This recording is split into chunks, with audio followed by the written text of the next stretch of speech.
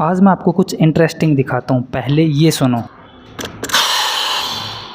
तो ये hissing sound काफ़ी नॉर्मल है पेट्रोल व्हीकल्स के अंदर। जब भी आप अपनी गाड़ी को लंबे टाइम तक एक जगह पे खड़ा रखते हैं तो उसके अंदर जो पेट्रोल होता है वो इवेपोरेट होता है और वो गैस का निर्माण करता है आपके गाड़ी के फ्यूल टैंक में, जिसकी वजह से जब आप उसको ओपन करते हो इस तरीके की हिसिंग साउंड आपको सुनने को मिलती है। तो नेक्स्ट टाइम जब भी अपनी गाड़ी को आप लंबे टाइम तक खड़ा करने वाले हो तो ध्यान रखना कि उसके फ्यूल टैंक ओपन करके उसकी गैस को रिलीज जरूर से कर दें। बाकी इस तरह के इन्फॉर्मेटिव कंटेंट के लिए subscribe and follow bike and car care.